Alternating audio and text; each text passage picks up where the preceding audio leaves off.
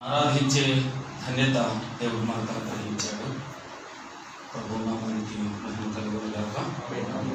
ఈ సందర్భంలో మనం దేవుని వాక్యాన్ని మనం ధ్యానం చేసుకోబోతున్నాం. ద్వితీయోపదేశకాండం 7వ అధ్యాయం 6, 7, 8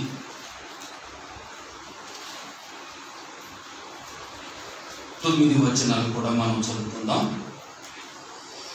నీవు నీ దేవుడైన యెహోవాకు ప్రతిష్ఠిత జనము. నీ దేవుడైన యెహోవా భూమి మీద ఉన్న సమస్త జనముల కంటే నిన్ను ఎక్కువగా ఎంచి నిన్ను తనకు స్వకీయ జనముగా ఏర్పరచుకున్నాను. మీరు సర్వజనముల కంటే విస్తారమైన యెహోవా మిమ్మల్ని ప్రేమించి మిమ్మల్ని ఏర్పరచుకొనలేదు. సమస్త జనముల కంటే మీరు లెక్కకు తక్కువే కదా. అయితే యెహోవా మిమ్మల్ని ప్రేమించుచున్నాడు గనుక తాను మీ తండ్రులకు చేసిన ప్రమాణమును నెరవేర్చేవాడు గనుక యెహోవా బాహుబలము చేత మిమ్మల్ని ఏర్పరచి దాసుల గృహములో నుండి ఐగుప్తు రాజైన ఫరో చేతిలో నుండి మిమ్మల్ని విడిపించను. 9వ వచనం. కాబట్టి నీ దేవుడైన యెహోవా తానే దేవుడననియు తన్ను ప్రేమించి తన ఆజ్ఞలను అనుసరించి నడుచుకుని వారికి తన నిబంధన స్థిరపరచువాడును 1000 తరముల వారికి కృప చూపువాడును నమ్మదగిన దేవుడనియు తను ద్వేషించు వారి విషయంలో ప్రతి వాణిని బహిరంగముగా నశింపజేయుటకు వారికి దండన విధించువాడని మీరు తెలుసుకోనవలెను. మరొక వాక్యం కూడా చదువుకుందాం. 101వ కీర్తన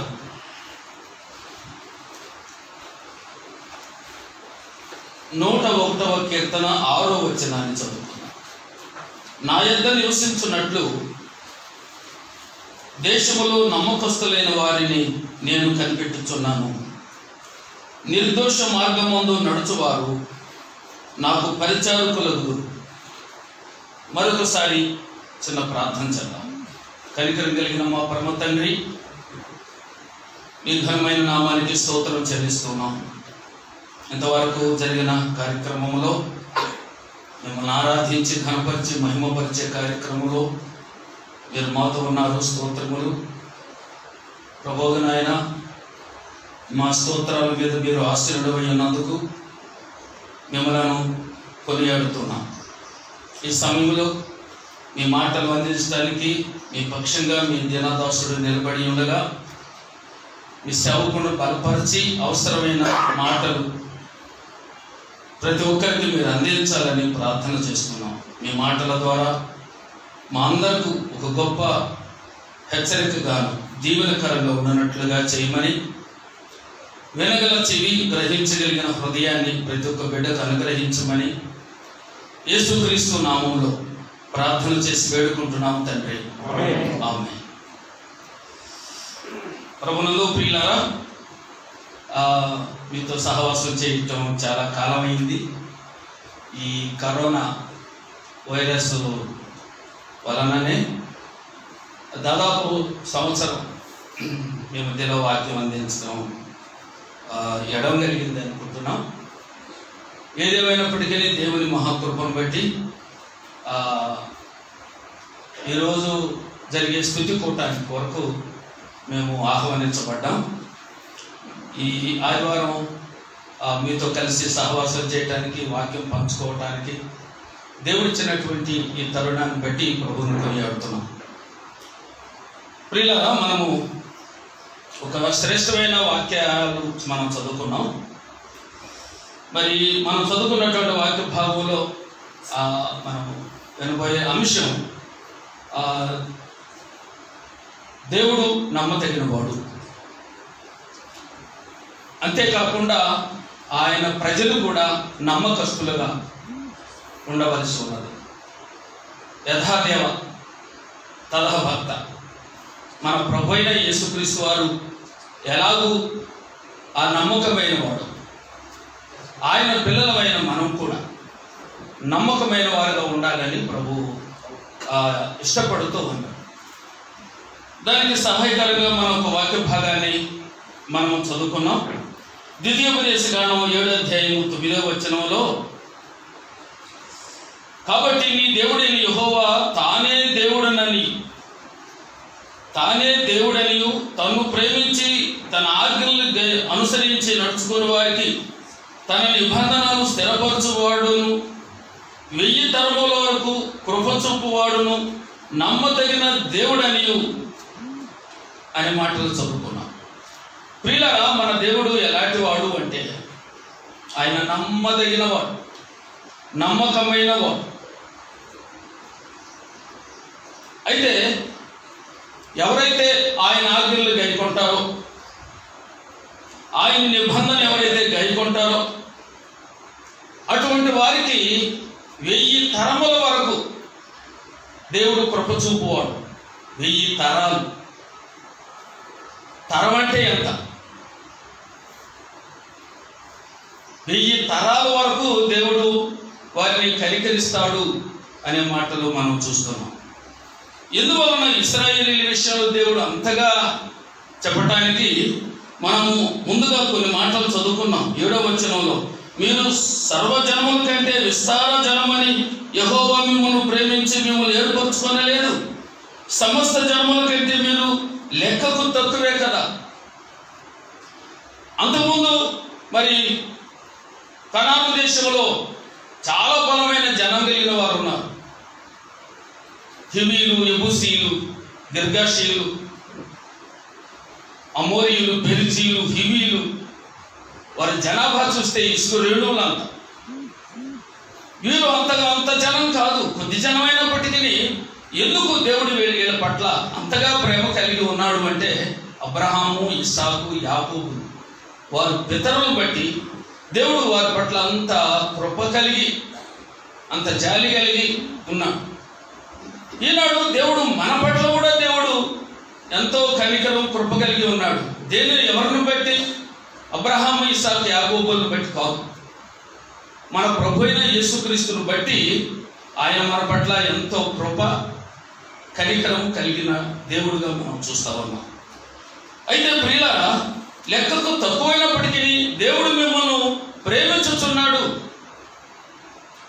దేవునికి ప్రేమ కలిగిన ప్రజలు ఇశ్రాయేలీయులు. అందును బట్టి 1000 తరముల వరకు నేను మిమ్మల్ని కరుణించువాడను అని చెబుతూ ఉన్నాను. 1000 తరముల వరకు. మత్తయి సువార్త 1వ అధ్యాయంలో 14వ వచనమా, అబ్రహాం మొదలుకొని దావీదు వరకు 14 తరములు. అబ్రహాం మొదలుకొని బబులోను దేశానికి కొనుపబడిన దినము వరకు. చదవండి దయచేసి. ఇట్లా అబ్రహాం మొదలుకొని దావీదు వరకు తరములన్నీ 14 తరములు. దావీదు మొదలుకొని యూదులు బబులోనుకు కొనుపోబడిన కాలం వరకు 14 తరములు. బబులోను కొనుపోబడినది మొదలుకొని క్రీస్తు వరకు 14 తరములు. ఇక్కడ 3 భాగాలుగా చెప్పబడింది.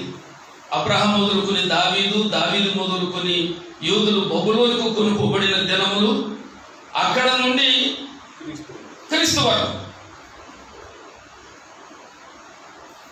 అబ్రహాం మొదలుకొని దావీదు వరకు, దావీదు మొదలుకొని బబులోనుకు కొనుపోబడిన దినముల వరకు, అక్కడ నుండి క్రీస్తు వరకు. 3 42 తరాలు. అబ్రహాం మొదలుకొని యేసుక్రీస్తు ప్రభు వరకు 42 తరాలను చూస్తాం. అయితే దేవుడు కనికరించినటువంటి వారిని, ఆయన ఆజ్ఞలను గైకొనేవారు, ఆయన నిబంధన గైకొనేటువంటి వారిని ఎంతకాలం కనికరిస్తాడట? 1000 తరాలు. నిజంగా దేవుని ప్రేమ ఎంత గొప్పది. అంత మాత్రమే కాకుండా కృప చూపువాడును, నమ్మదగిన దేవుడనియు అనే మాటలు కనపడుతుంది. అలాగ కృప చూపడానికి దేవుడు ఎటువంటి వాడు అంటే ఆయన నమ్మదగిన దేవుడు. నమ్మకమైన దేవుడు మన దేవుడు.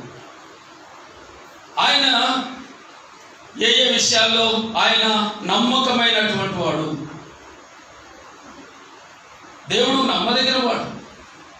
నిజంగా దేవుడు ఎంత నమ్మదగినటువంటి వాడు.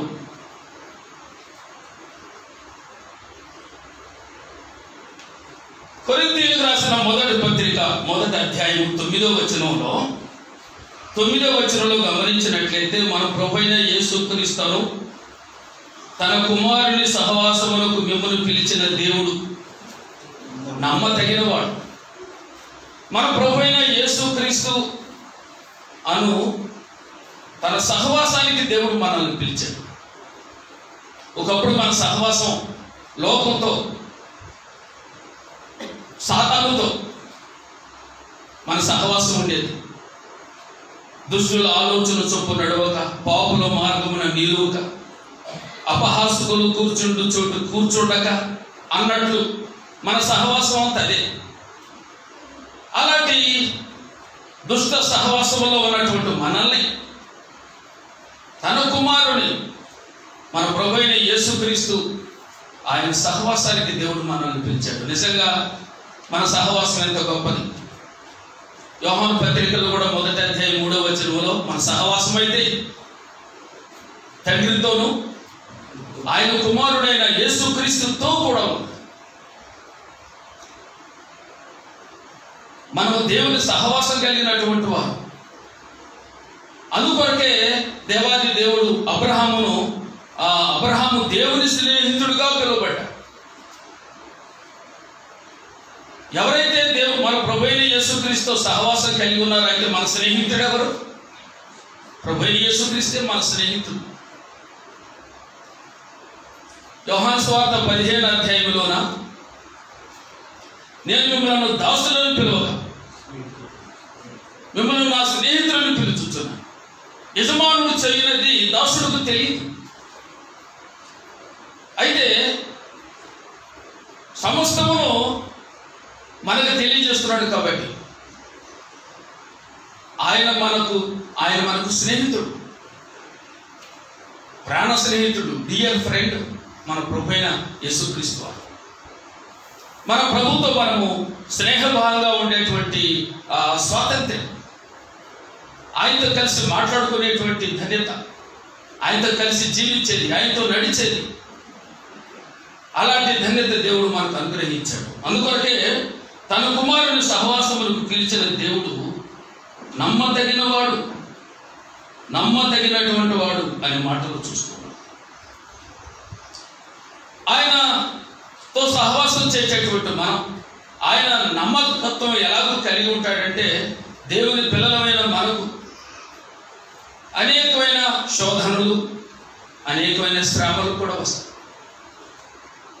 అయితే ఆ శ్రమల్లో మన ప్రభు మనకు కొరకు చేసేది ఏంటంటే కొరింథీయులకు రాసిన పత్రిక 10:13లో మీరు సహించగలిగినంతకంటే ఎక్కువగా ఆయన మిమ్మల్ని శోధింపనీయడు. శోధనతో కూడా ఆయన తప్పించుకునే మార్గం కలగజేస్తాడు. ఎందుకంటే ఆయన నమ్మదగిన వాడు.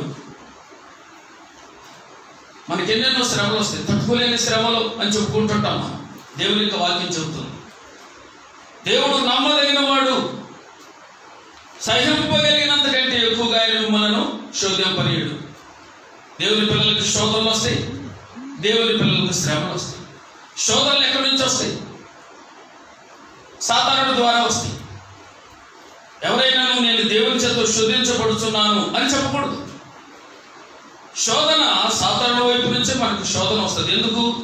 దారి తప్పించడానికి, బలహీనలు చేయడానికి, మనం పాపంలో పడిపోవటానికి శోధనలు వస్తాయి. అయితే ఎవరికి వస్తాయి? నమ్మిన వారిగా, నమ్మని వారిగా? అందరికి వస్తాయి. దేవుడు పక్షపాతి కాడు, అందరికి వస్తాయి. అయితే యాకోబు పత్రిక 1వ అధ్యాయం 12వ వచనం చెప్పేది శోధన సహించువాడు ధన్యుడు, అతడు శోధనకు నిలిచిన వాడైతే. శోధనలు రాకుండా చేస్తాడని మనకు వాక్యాలు లేవు, వాగ్దానాలు లేవు. శోధనలు వస్తాయి.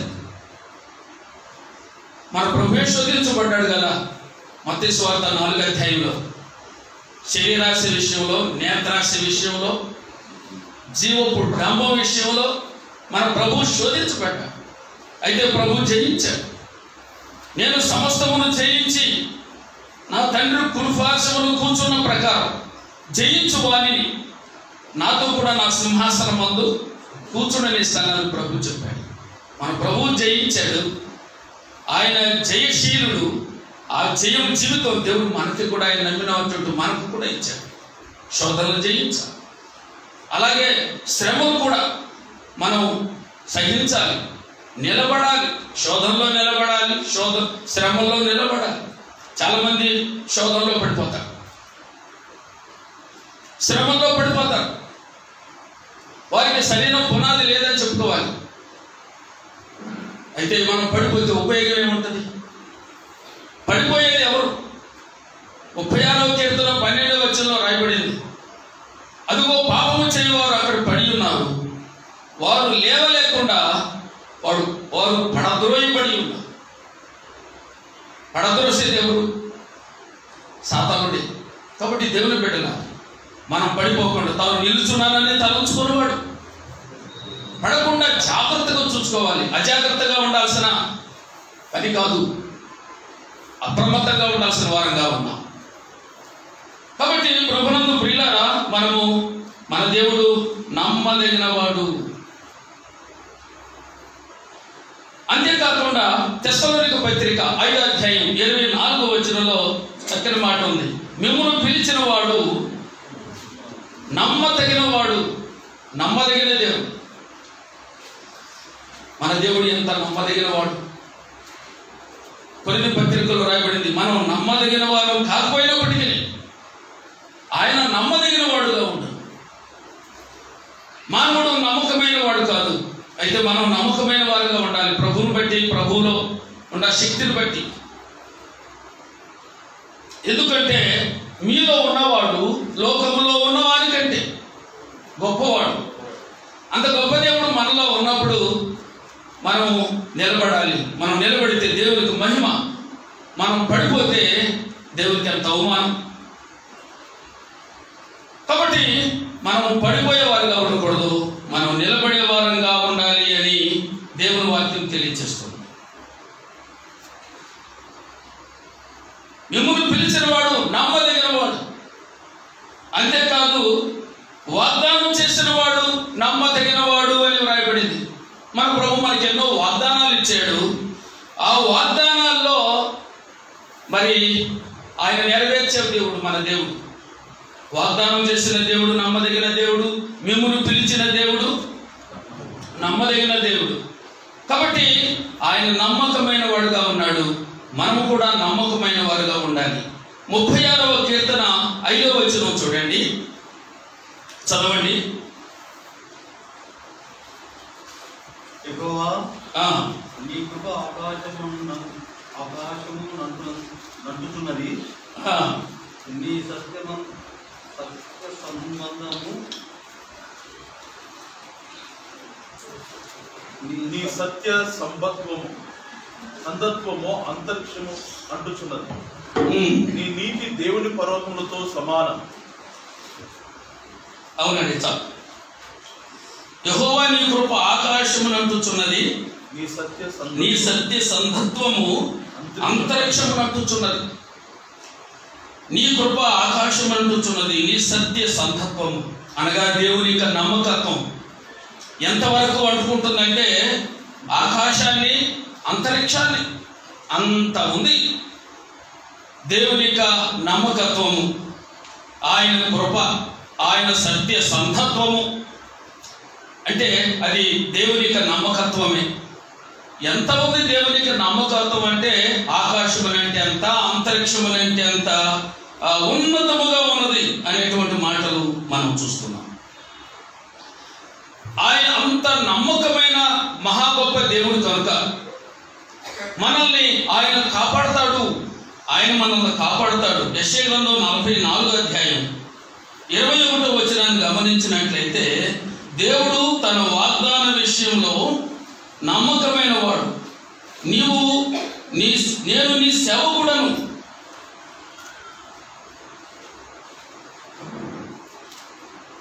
నీవు నా సేవకుడవు, నేను నిర్మించి తిని నీవు నా సేవకుడు అని మరువచాలను. ప్రభునందు ప్రియులారా, యెషయా గ్రంథం 44 అధ్యాయం 21 వచనంలో ఆయన వాగ్దాన విషయంలో ఎంతో నమ్మకమైన వాడు.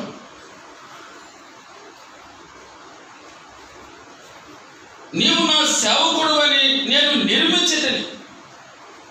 ఈనాడు మనందరిని దేవుడు ఎందుకు ఏర్పాటు చేసుకున్నాడు? ఎందుకు నిర్మించుకున్నాడు?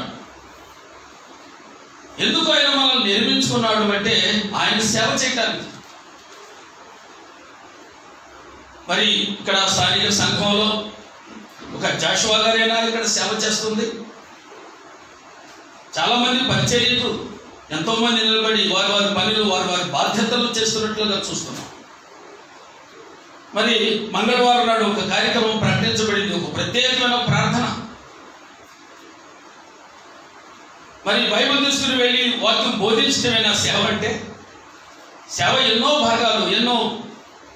భాగాలుగా ఉంది, ఒక్కొక్కరికి ఒక్కొక్క భాగం. క్రీస్తు సంఘం క్రీస్తు శరీరం అయితే శరీరంలో ఉన్న ప్రతి విశ్వాసి దేవునికి పనిచేస్తూ ఉన్నారు. ప్రభు పరివారమై ఉన్నాము. నిర్మించబడితే మనము దేవుని మందిరముగా, దేవుని మందిరంగా మనం కట్టబడ్డాం. మన శరీరంలో కొన్ని అవయవాలు ఉన్నాయి. ఒక్కొక్క అవయవం ఒక్కొక్క పని చేస్తుంది. పొరపాటున కుడి చేతికి దెబ్బలు తగిలింది అనుకోండి, అన్నం తినాలంటే ఎడమ చేతికి తెలియదు. ఒక నోట్లో పెట్టుకోవాలి, ఉప్పు పెట్టుకోవాలంటే ముక్కులో పోతుంది చెయ్యి. ఎందుకంటే దానికి అలవాటు లేదు. దేని పని అది చెయ్యాలి.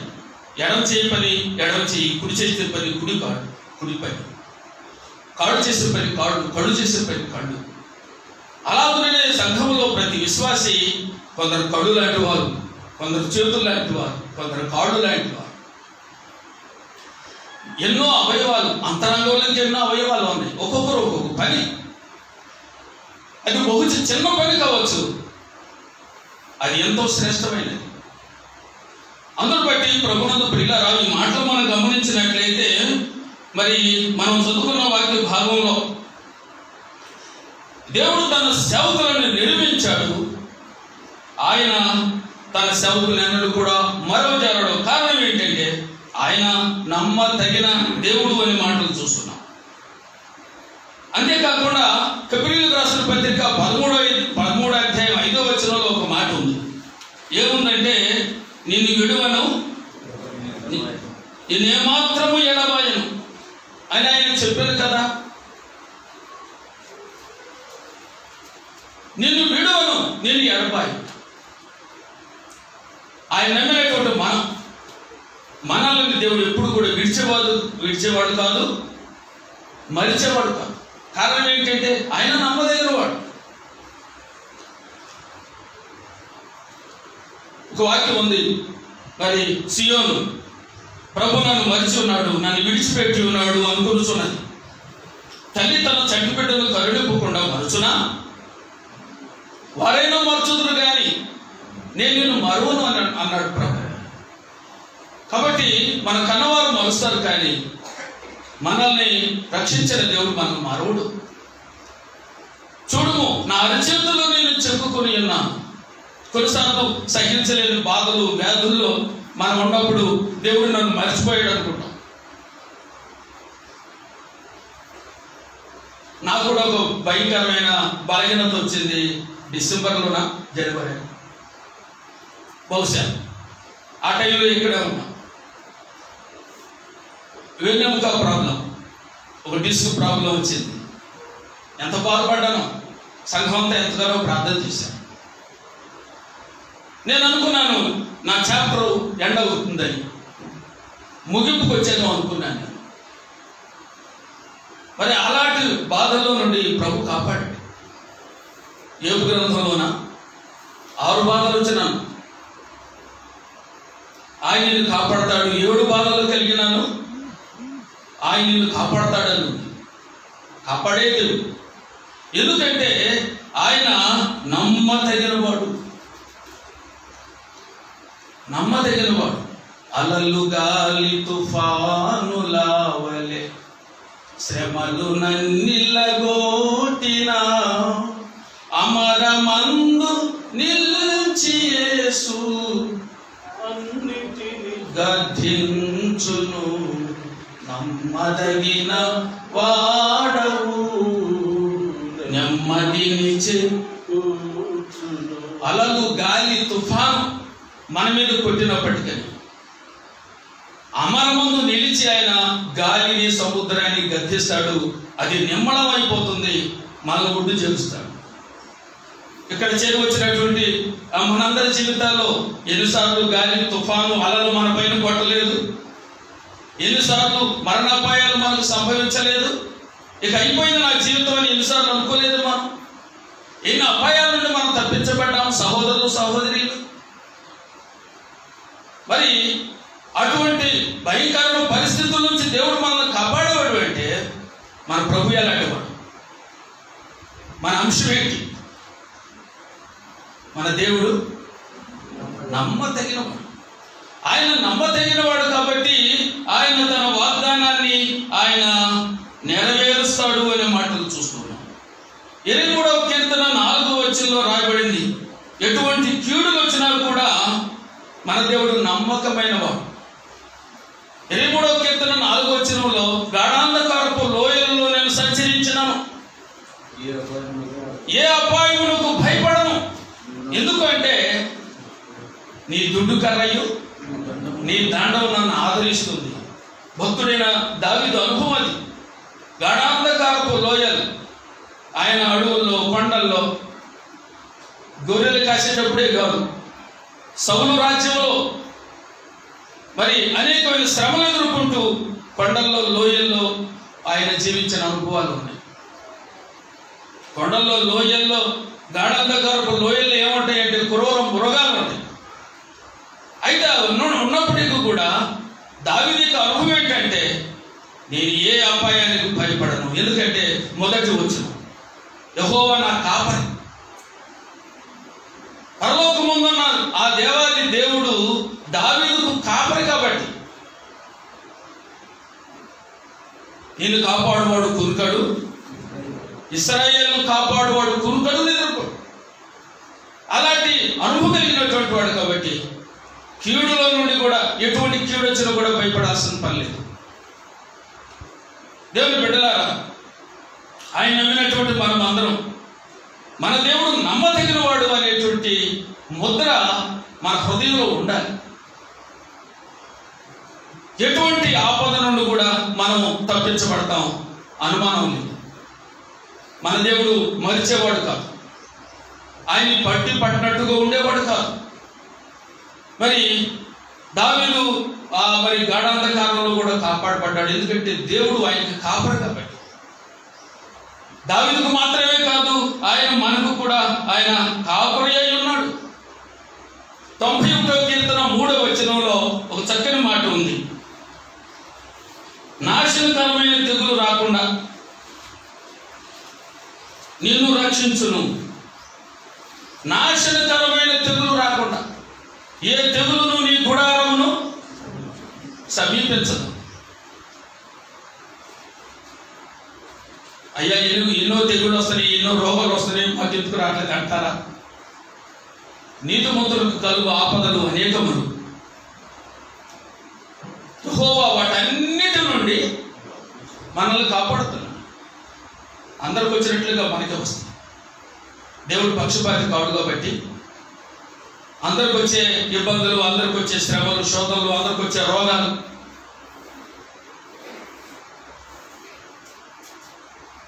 మనకి వస్తాయి.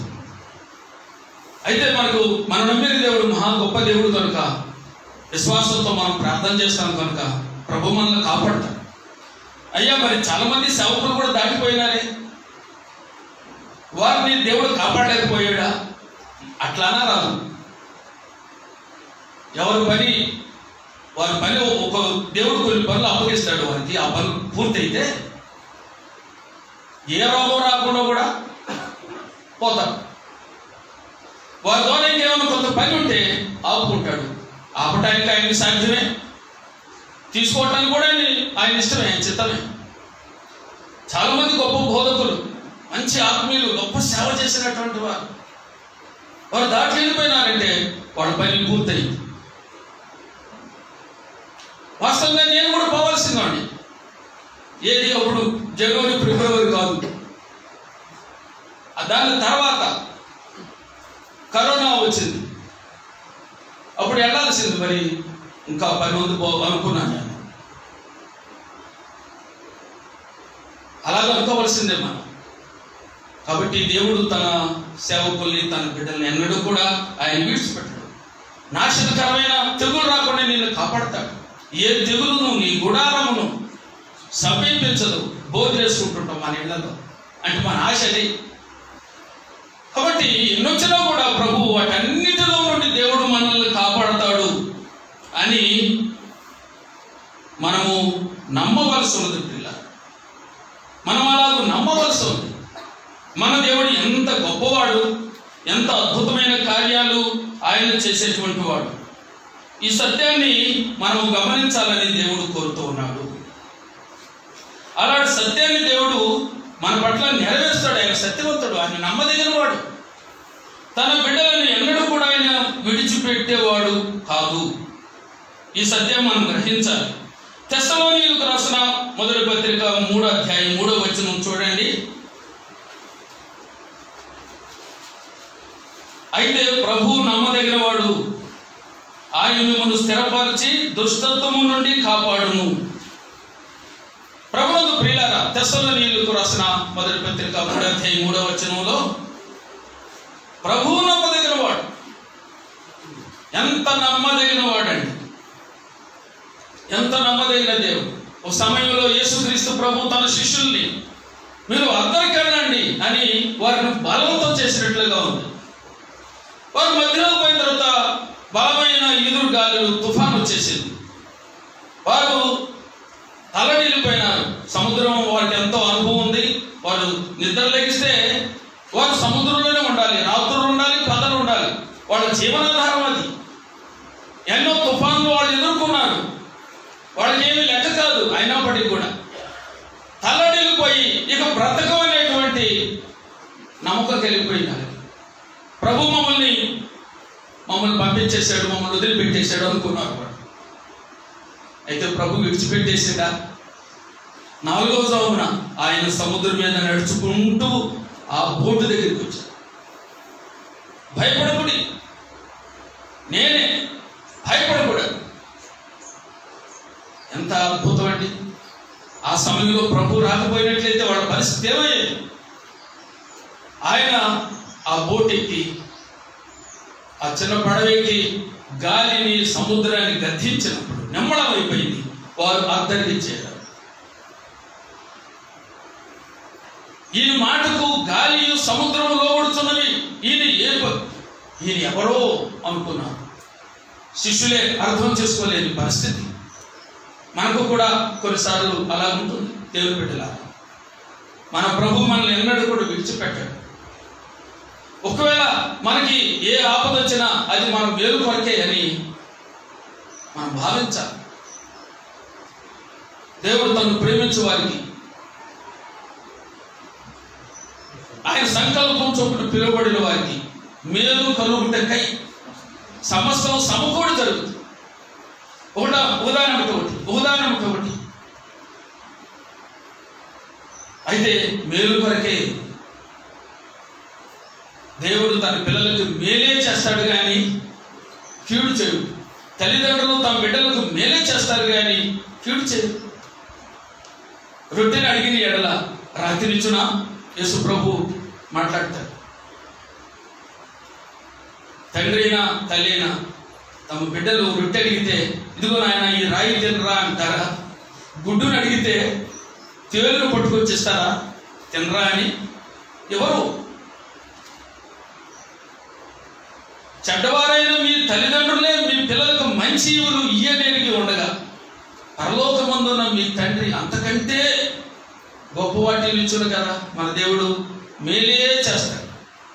కానీ ఆయన ఎన్నడూ కీడు చేసేవాడు కాదు. ఆ సత్యాన్ని మనము గమనించవలసి ఉన్నది.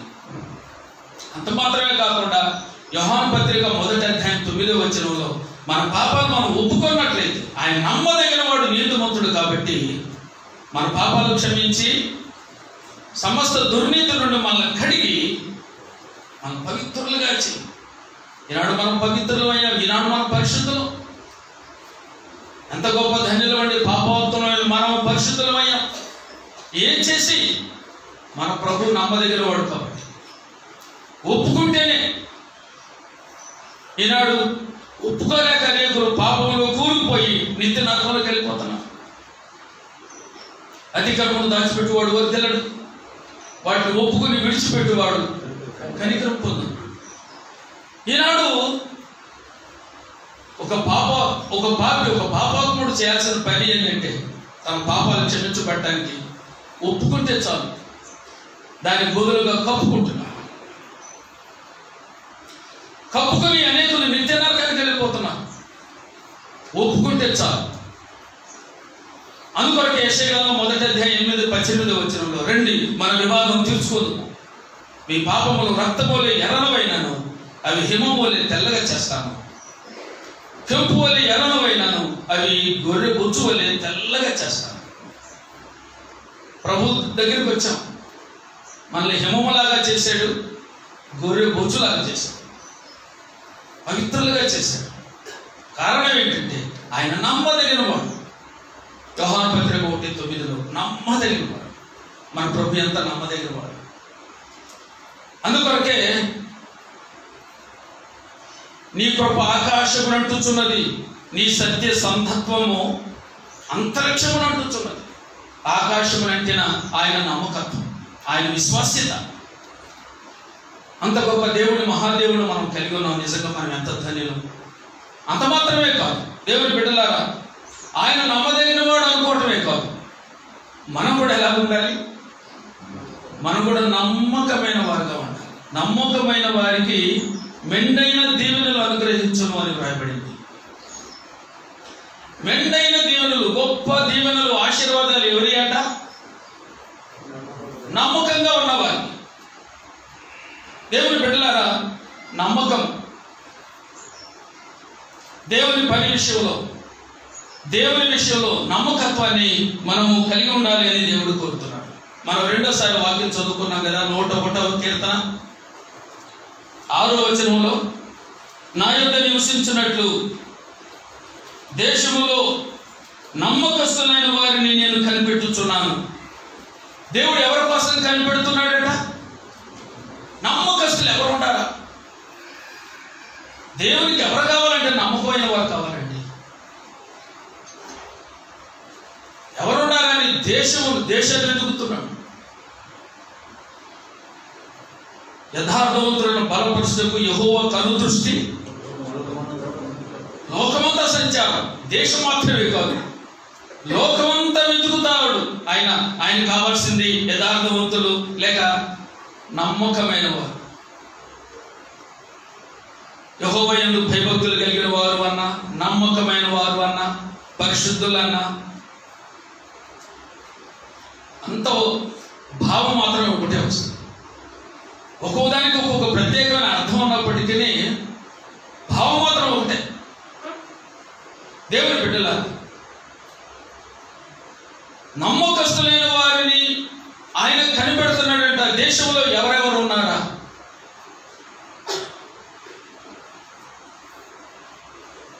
ఒకప్పుడు వెతక అబ్రహాం దొరికాడు. ఆదికాండం 12వ అధ్యాయంలో, నీ దేశాన్ని, నీ బంధువులను వదిలిపెట్టి నేను నీకు చూపించబోయే దేశానికి రా. నిన్ను దీవించేవాడు దీవించబడతాడు, నేను శపించేవాడు శపించబడతాడు, నీ మూలంగా భూలోకం అంతా దీవించబడుతుంది అని కొన్ని వాగ్దానాలు ఇచ్చి అబ్రహామును ఏర్పాటు చేస్తున్నాడు. అంటే ఆయన ఒకడు దొరికాడు ఆ టైంలో. ఆ తర్వాత కాలంలో ఆదికాండం 8వ అధ్యాయంలో నోవహు దొరికాడు. నీ ఒక్కడవే నీతిమంతుడు అయినట్టు నేను కనుగొన్నాను, నీ ఇంటి వారి రక్షణ కొరకు ఒక ఓడను సిద్ధం చేసుకో. నీతో నా నిబంధనను స్థిరపరుస్తాను అని చెప్పేసి దేవుడు నోవహును ఏర్పాటు చేసుకున్నాడు. ఆయన ఒక్కడే కనపడ్డాడు. అదివరకు ఎన్నడూ విన్నటువంటి విషయాల్ని నమ్మేశాడు అంతే. ఇది ఎలాగ సాధ్యం ప్రభు అని అడగలేదు. ఎంత అద్భుతమైనటువంటి వారు ఉన్నారు. ప్రభు ఏర్పాటు చేస్తున్నటువంటి వారు. రాజులో చూస్తే దావీదును దేవుడు ఏర్పాటు చేసుకున్నాడు. అటువంటి రాజు ఎవరు లేరు. రాజులందరికీ కూడా ఒక మోడల్, ఒక మాదిరికరమైనటువంటి రాజు దావీదు. ఇశ్రాయేల్ చరిత్ర, సమూయేలు గ్రంథం, రాజుల గ్రంథం, దినవృత్తాంతాల గ్రంథం చదివితే ఒక్కొక్క రాజుల గురించి చెప్పినప్పుడు అతడు దావీదు వల్లే యథార్థంగా జీవించాడు, ఇతడైతే దావీదు వల్లే యథార్థంగా జీవించలేదు అని. కొందరు రాజులకు యెరోబాము, అహాబు మోడలు, కొద్దిమందికి మాత్రం దావీదు మోడల్. దేవుని బిడ్డలారా, నమ్మకమైన వారిని దేవుడు ఏర్పాటు చేసుకుంటాడు. 101వ కీర్తన 6వ వచనంలో మనకు చెప్పేది అదే.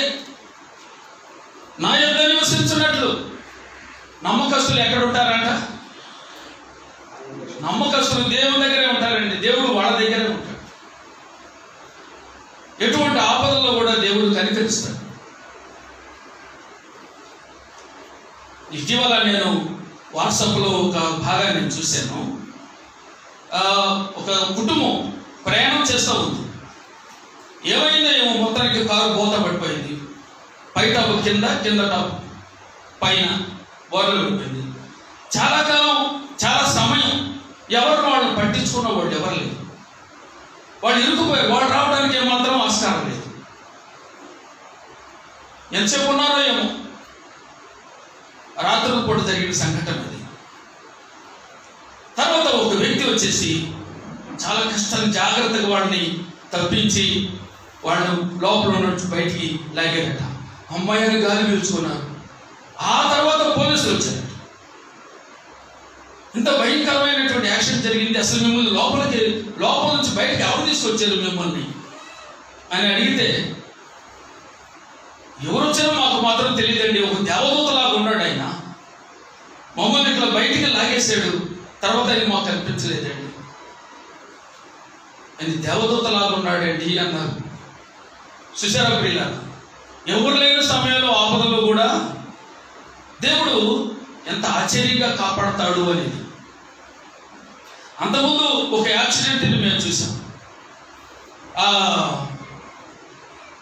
యూట్యూబ్లో చూసాము. ఒక భయంకరమైనటువంటి యాక్సిడెంట్. మనిషి చావు బతుకుల మధ్యలో ఉన్నాడు. వెంటనే వాళ్ళకి ఫోన్ చేస్తే వెంటనే హెలికాప్టర్ వచ్చేస్తే వాళ్ళకి. అది రాకమునిపే ఒక వ్యక్తి అక్కడ ఆయన ప్రక్కనే కూర్చున్నాడు. ఆయన రూపం చూస్తుంటే యేసుక్రీస్తు ప్రభు అక్కడ ఉన్నాడు, దేవదూతలు ఉన్నారు అక్కడ. ఎంత ఆశ్చర్యంగా కలిగింది. ఈ వాస్తవాలే మన కంటికి కనపడకుండానే దేవుడు ఎన్నోసార్లు ఆపదలు తప్పిస్తాడు. 6 ఆపదలు వచ్చినా, 7 ఆపదలు వచ్చినా దేవుడు మనల్ని ఏం చేస్తాడు? ఆయన తప్పిస్తాడండి. ఆయన ఎందుకంటే ఆయన నమ్మతగిన దేవుడుగా మనం చూసుకున్నాం.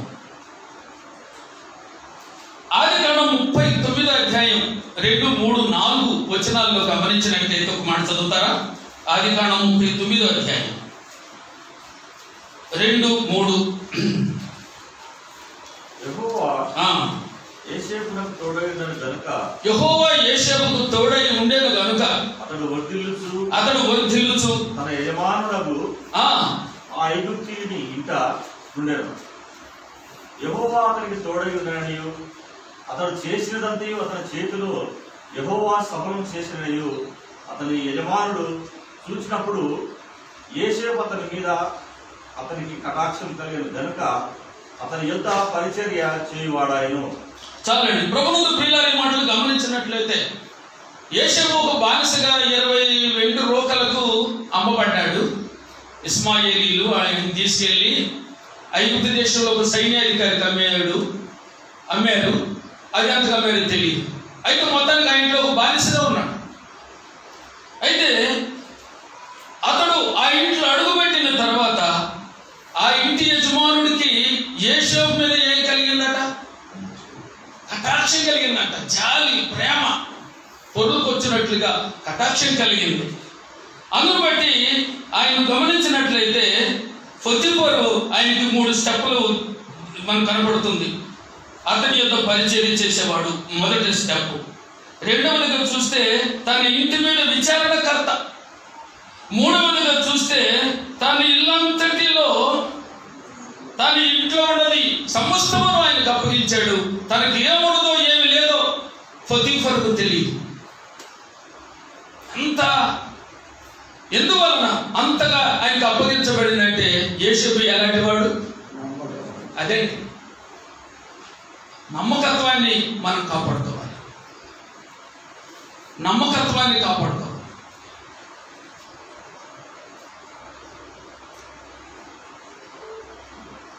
ఒక అధికారి కుమార్తె చనిపోయింది.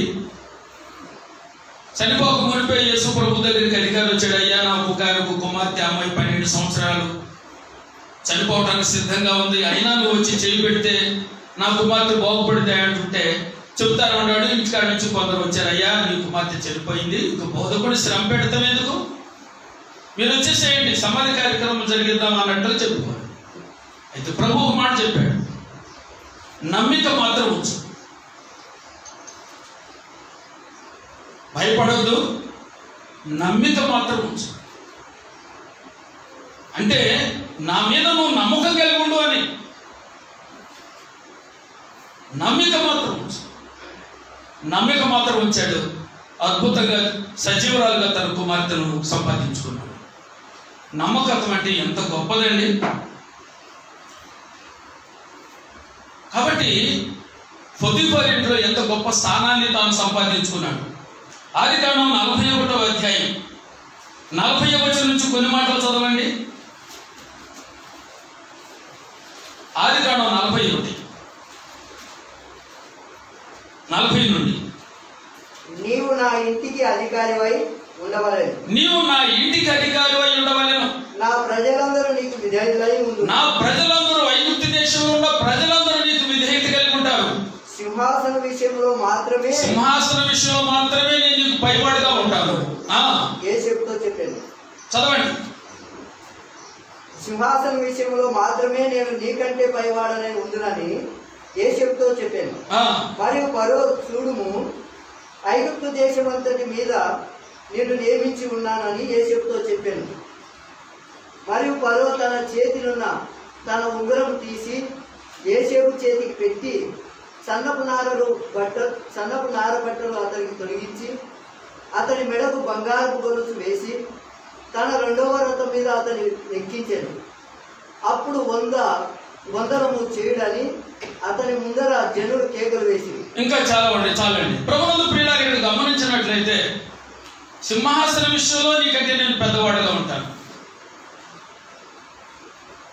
ఐగుప్తు దేశంలో నీ సెలవు లేకుండా ఎవరు కాలు కానీ చేతి కానీ కదపటానికి వీళ్ళు, ప్రజలందరూ నీకు నమస్కారం చేస్తారు.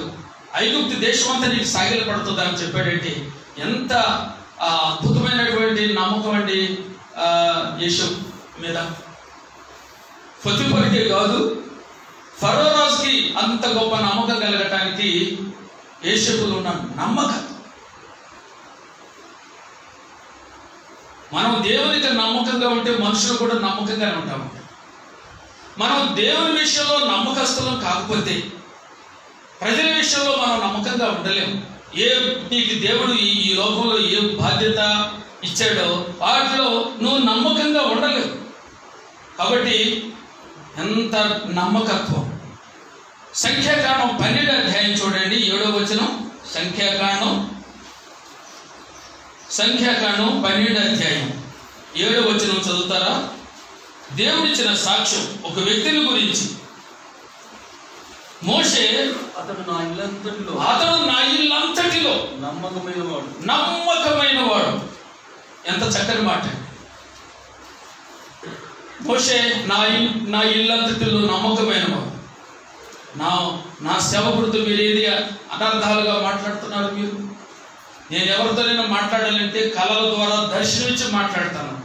అయితే నా సేవకుడైన మోషేతో నేను అలాగా మాట్లాడేది, ముఖాముఖిగా మాట్లాడతాను. నేను అలా సేవకుడితో యెహోవా నీ చేతనే మాట్లాడించాడా, మా చేత మాట్లాడించలేదా, నువ్వేంద్ర నువ్వు చేసే పని అని అడుగుతారా మీరు నా సేవకుడిని అని అహరోన్ని మిరియామును గద్దించడం జరిగింది. అల్లాడిపోతారు, తల్లడిల్లిపోతారు. ప్రభునందు ప్రియులారా, మరి ఇల్లంతటిలో దేవుడికి ఒక ఇల్లు ఉంది, ఇశ్రాయేలు జనాంగం అనే ఇల్లు. ఆ ఇల్లంతటిలో నమ్మకమైన వాడు. కాబట్టి మరి అలాంటి నమ్మకత్వం యేషేబు సంపాదించుకున్నాడు, మోషే సంపాదించుకున్నట్లుగా మనం చూస్తాం. దానియేలు గ్రంథం 6వ అధ్యాయం 4వ వచనంలో కూడా చూడండి ఒక మాట. దానియేలు గ్రంథం 6వ అధ్యాయం 4వ వచనం.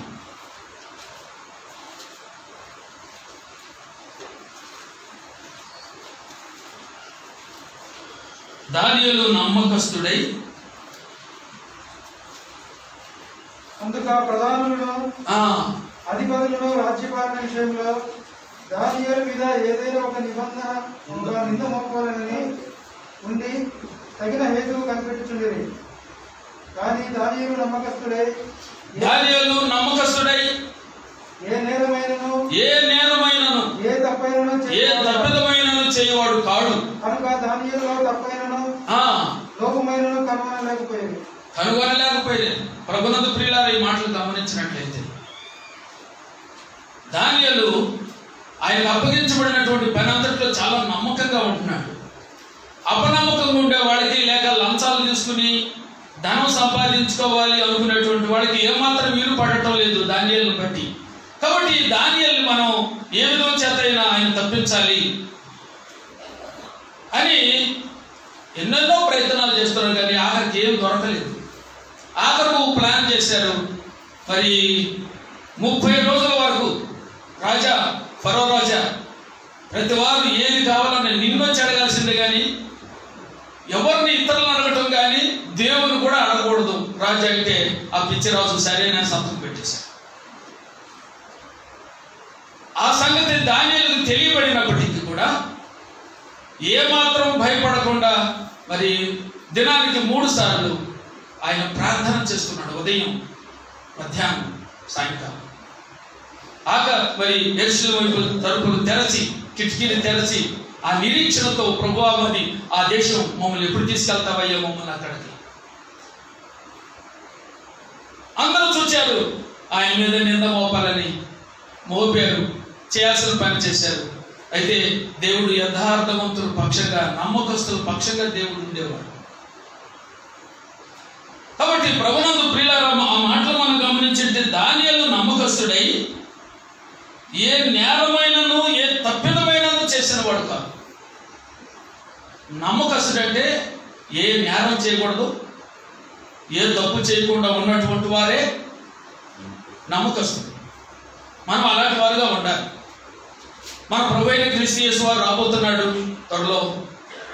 ఆయన సంఘం ఎత్తబడటానికి సమయం ఆసన్నం అయింది.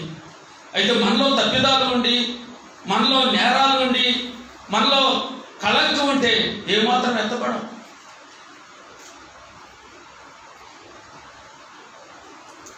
అంతవరకు కాపాడుకోవాలి మన జీవితాన్ని, మన రక్షణను, మన స్వరక్షణను మనం కాపాడుకోవాలి.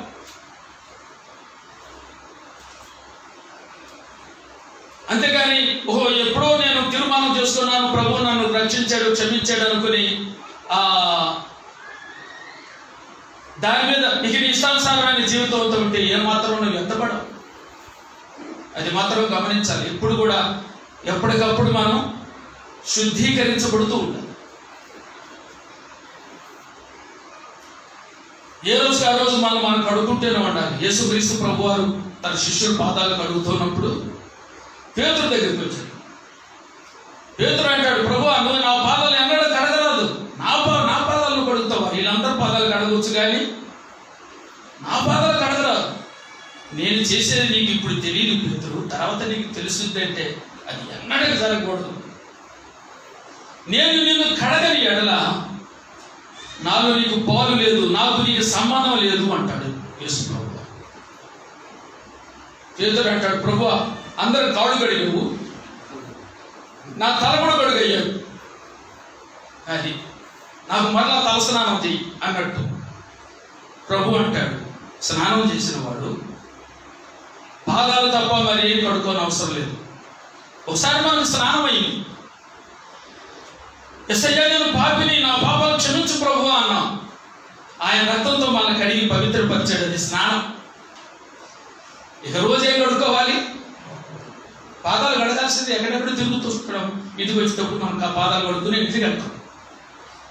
అలాగే మాటలు వినికిడి ద్వారా, చూపుల ద్వారా, తలంపులు, ఇంకా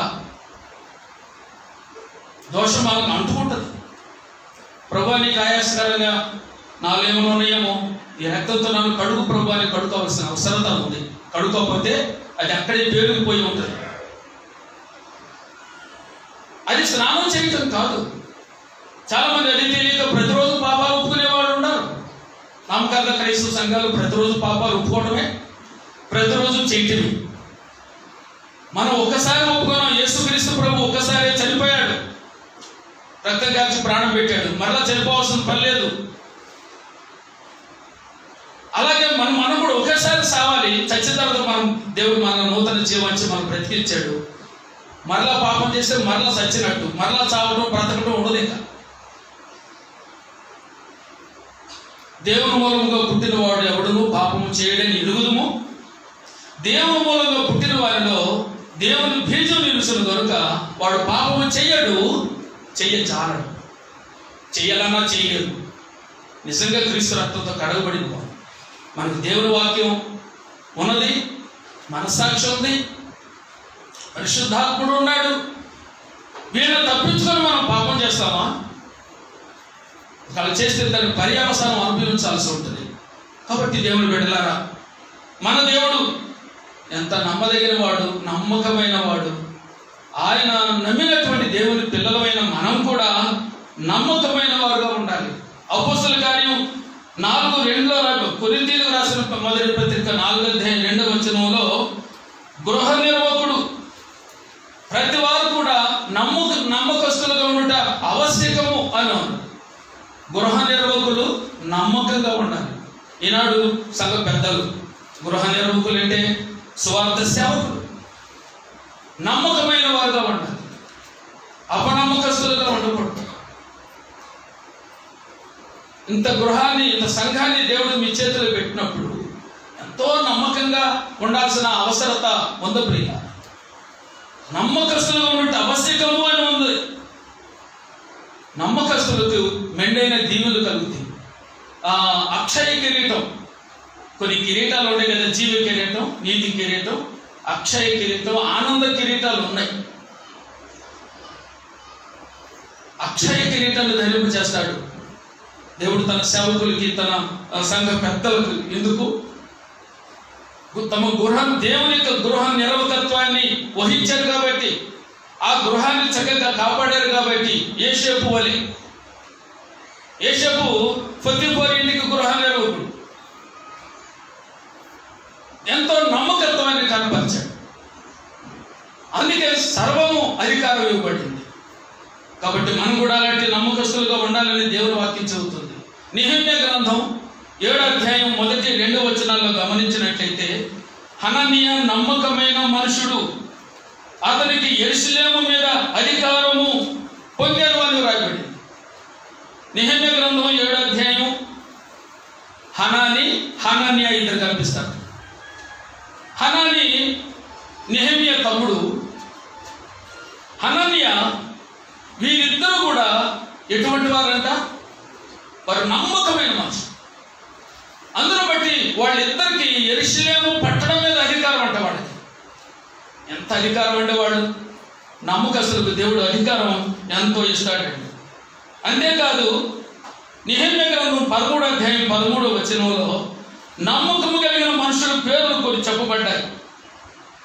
షెలమ యాజకుడు, సాదోకు శాస్త్రి, పెదాయ యాజకుడు ఖజానా మీద నియమించబడ్డారు. వారు నమ్మకమైన మనుషులని ఎంచి. నెహెమ్యా గ్రంథం 13:13 ఖజానా మీద ఎంతో డబ్బు ఇశ్రాయేలీయుల దగ్గర నుంచి దశభాగాలు, ప్రతిష్టార్పణలు ఇవన్నీ వస్తుంటాయి. వాటన్నింటినీ భద్రం చేయడానికి ఎవరికి అధికారం ఇచ్చాడు అంటే ఒక యాజకుడు, ఒక శాస్త్రి,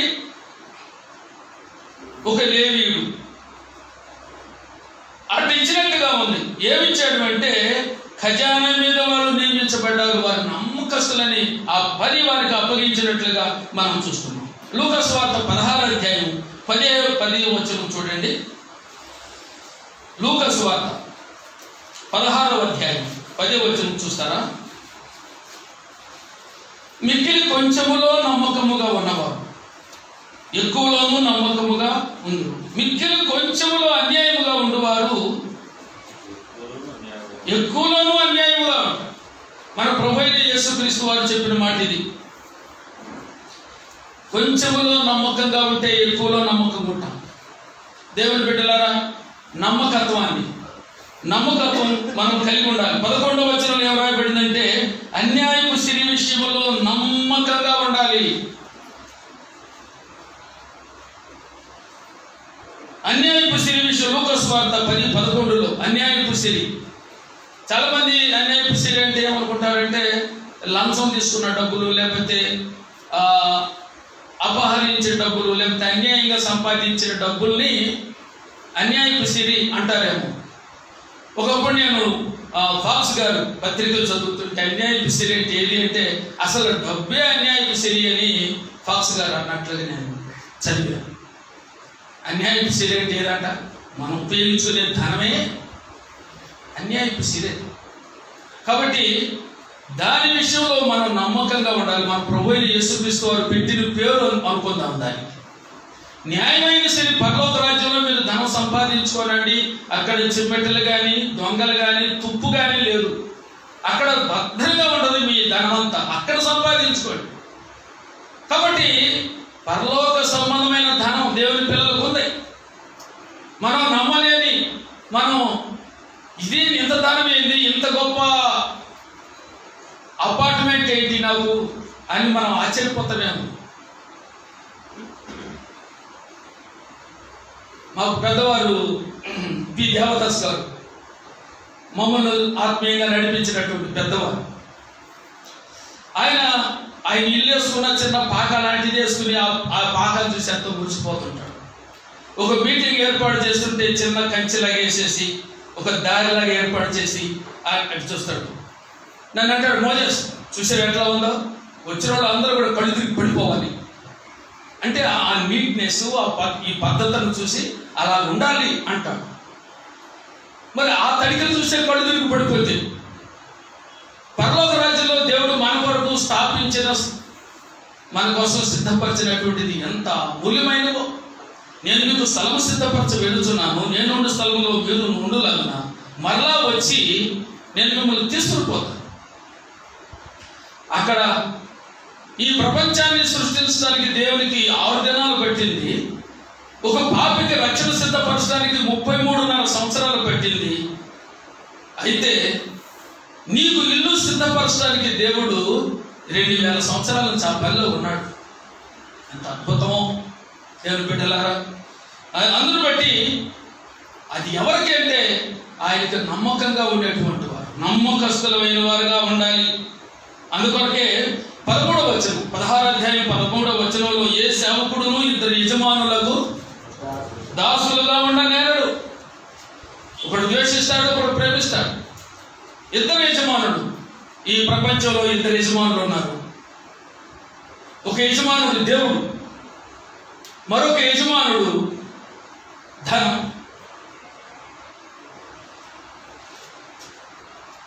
మనం దేవుడే మనకి యజమానుడుగా ఉండాలి, కానీ ధనం మనకి యజమానుడిగా ఉండదు. లోకం మాత్రం ధనాన్ని ప్రేమిస్తుందండి. ధనం మేర అన్నిటికీ మూలం. ఈ ధనము విలువ తెలుసుకొనుట మానవ ధర్మము అని కవులు పాటలు పడతారు. వాళ్ళకు మూలం అదేనేమో. మనకు ధనం మూలం కాదు, మన ప్రభువే మనకు, యెహోవా మనకు ఆధారం. ఆయనే మనకు ఆధారం. మనుషుడు రొట్టె వలన జీవించడు, దేవుని నోట నుండి వచ్చు ప్రతి మాట వలన జీవిస్తాడు. మనకు ఆధారం దేవుని వాక్యము, దేవుడే. కాబట్టి ప్రియ ఈనాడు దేవుని ప్రేమించేవారు, ధనాన్ని ప్రేమించేవారు ఉన్నారు. దేవుని ప్రేమించి ధనాన్ని ప్రేమిస్తే ఇద్దరు యజమానులు. అది ఏలీ అన్నాడు కదా ఇశ్రాయేలు దగ్గరికి, ఎన్నాళ్ళు మీరు రెండు మనసులు కలిగి ద్విమనసు కలిగి ఎంతకాలం మీరు ఉంటారు? యెహోవా దేవుడైతే యెహోవాను అనుసరించండి, బయలు దేవత అయితే బయలుని అనుసరించండి. ఇటు యెహోవా పండుగలు వస్తే పస్కా పండుగ చేసుకుంటారు, మరి పెంతుకొస్తు పండుగ చేసుకుంటారు, పర్ణశాల పండుగ చేసుకుంటారు, బోర్ల పండుగ చేసుకుంటారు. ఇటు ఈ తిరణాలు వస్తే ఈ తిరణాలు చేసుకుంటారు. ఎంతకాలం మీరు రెండు మనసుల మీద ఎంతకాలం మీరు తడబడుతుంటారు? కొంచెం పాటు కొంచెం ఇటు. నేడు దినాల్లో క్రైస్తవుల జీవితాలు కూడా అలాగే ఉన్నాయి. ఇద్దరు యజమానులుగా ఉండకూడదు. ప్రభు మీదనే మనము ఆధారపడేవారుగా ఉండాలి. ఎటువంటి పరిస్థితుల్లో కూడా దేవుని మీద మనం ఆధారపడేవారుగా ఉండాలని దేవుడు కోరుతూ ఉన్నాడు. నేను త్వరలో ముగిస్తాను. మరి ఎంతవరకు మనం అలాగ ఉండాలి అంటే ప్రకటన గ్రంథం 2వ అధ్యాయం 10వ వచనం చూడండి.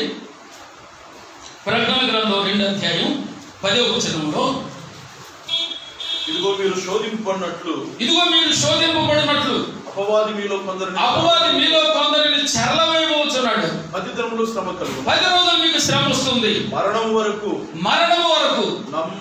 నమ్మకముగా ఉండుము. నేను నీకు జీవ కిరీటం ఇచ్చాను. నేను నీకు జీవ కిరీటం ఇస్తాను. దేవుని బిడ్డలారా, దేవుని పిల్లలకి కిరీటాలు ఉన్నాయి. దేవుని పిల్లలకు కిరీటాలు ఉన్నాయి.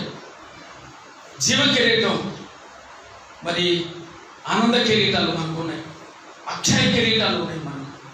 మనం చేసిన దానికి వారి క్రియ చొప్పున సిద్ధపరిచిన జీతము నా యొద్ద ఉన్నది. ప్రభు వస్తా ఒట్టి చేతులతో రాడు, మొయ్యలేని వాటిని తీసుకొస్తాడు. తన బిడ్డలకి ఇస్తా ఉంటే ఎంత ఆనందంగా ఉంటుందో. మనం మధ్యాకాశంలో 7 ఏళ్ళు ఉంటాం. అక్కడ ఏం చేస్తాం? ఈ బహుమతులు పొందటం, ఈ సన్మానాలు పొందటం, ఈ మెప్పు పొందటం, ఘనత పొందటం, లేక గద్దించబడతాం. కొరింథీయులకు రాసిన 2వ పత్రిక 5:10 కదా, ఆయన న్యాయపీఠం మీద తీర్పు. ఆ న్యాయ తీర్పులో కూడా దేవుని పిల్లలకు మీరు ఎందుకు చేయలేదు ఈ పని? నా కొరకు మీరు ఏం సంపాదించారు? నేను మీకు తలాంతలు ఇచ్చాను కదా, నేను మీకు మేనాలు ఇచ్చాను కదా, మీరు ఎందుకు నా కొరకు పనిచేసి ఆత్మలు సంపాదించలేదు? మీ ఇంటి వారిని ఎందుకు రక్షించలేదు? నీ భర్తను ఎందుకు నువ్వు రక్షించలేకపోయినావు? నీ పిల్లల్ని మీరు ఎందుకు రక్షించలేకపోయినారని ప్రభు అడిగిన ప్రశ్నకి ఇంకా సమాధానం ఉంటుందా? నువ్వు ఏ సాగు చెప్పడానికి ఉండదు. యోబు గ్రంథంలో ఉంది. ఆయన అడిగే 1000 ప్రశ్నల్లో ఒక్క ప్రశ్న కూడా సమాధానం ఉండదంట మన దగ్గర. అంటే మనం సమాధానం చెప్పేటట్లుగా దేవుడు మన మీద ప్రశ్న వేస్తాడా? కాబట్టి అప్పుడు బాధపడటం కంటే సమయం ఉండగానే నీ చేతికి వచ్చిన ఏ పని అయినాను, ప్రసంగి 19, నీ చేతికి వచ్చిన ఏ పని అయినా నీ శక్తికి లోపం లేకుండా చేయము. నువ్వు చేయాల్సిన పని నువ్వు చేయకపోతే పాతాళంలో పోయి ధనవంతులాగా ఏడ్చిన ఉపయోగం లేదు అని కింద రాయబడింది. దేవుడు నీకు కుటుంబాన్ని ఇచ్చాడు, ఎన్నో బాధ్యతలు ఉన్నాయి, ఎన్నో అవకాశాలు ఉన్నాయి. మరి ఎందుకు ప్రభు కొరకు మనం పనిచేయలేకపోతున్నాం? ఇటు ఇప్పుడు సువార్త లేదు, సువార్తకు మరి మూసుకుపోయింది. సంవత్సరం నుంచి కనీసం విశ్వాసులకు వాక్యం చెప్పుకునే అవకాశం ఉంది. ఇప్పుడు సువార్త ఎవరు చెప్పాలి? ఇక్కడ సువార్త వినేవాళ్ళు ఎవరు ఉంటారు? బహుశా మర్యాద మీద లెక్క వేయచ్చాము, ఎవరైనా ఉండొచ్చు. ఇంకా సంపూర్ణంగా రక్షించబడక, ఇంకా బాప్తిసం తీసుకోకుండా, ప్రభుని ఆరాధించే అనుభవం లేకుండా, ప్రభు పరిచర్యలో పాల్పొందకుండా కొద్దిమంది ఉండొచ్చు. ఎంతో మంది వెలపలు ఉన్నారు. వెలపలు పడడానికి మార్గాలు మూయబడ్డాయి. కృపకాలము దాటగానే ఆపాయపు దినములలో, కృపకాలము దాటగానే ఆపాయపు దినములలో, మనుజాళికి మహాశ్రమలు కనిపించదు ఆశ్రయము తరుణమిదే తరుణమిదే పాపికి తరుణమిదే పరలోకములో చేరుటకు నరకము తప్పుటకు. కృపకాలము దాటగానే ఏమొచ్చిందంట? కృపకాలంలో ఉన్నాం మనం సమీపంలో ఉన్నాం. ఎప్పుడు వచ్చిందో దాటిపోతుంది. ఇది కృపకాలం దాటిన వెంటనే వచ్చింది అపాయకరమైన సాతానుడు, మృగం వస్తాడు. నువ్వు కలుసుకునేది ప్రభు అయిన యేసుక్రీస్తునా లేక మృగాన్న నువ్వు కలుసుకునేది? మన ప్రభువు నమ్మకస్తుడు కాబట్టి మనం కూడా నమ్మకంగా ఉంటే ప్రభునే కలుసుకుంటాం. ఆయన ఎదుర్కొంటాడు, ఆయన్ని కౌగిలించుకుంటాం, ఆయన మీద పడతాం. మన ప్రభు మనల్ని కౌగిలించుకుంటాడు, ఆనందపడతాడు, మన భాష బిందువులు తుడిచివేస్తాడు. ఎంత ఆనందమో! ఒక పాపి మారు మనసు పొందితే పరలోకమందు దేవదూతల ఎదుట సంతోషం కలుగును. లోక 15:10. కాబట్టి ప్రియులారా, అలాంటి ఆనందాన్ని మనం అనుభవిస్తాం. అందును బట్టి దేవుని పిల్లలమైన మనం 10 దినములు నీకు శ్రమ కలుగును, ప్రాణాపాయం వచ్చినా కూడా నువ్వు నమ్మకంగా ఉండు, నేను నీకు జీవ కిరీటాన్ని ఇస్తానని ప్రభు చెప్పాడు. కనుక అంతవరకు మనం నమ్మకంగా ఉండి నమ్మకత్వాన్ని కాపాడుకుని ప్రభువుని మనం మహింపరచాలని దేవుడు వాక్యం ద్వారా హెచ్చరించబడుతున్నాం. దేవుడు ఈ మాటలు మనందరి కొరకు దీవించును గాక. ఆమేన్.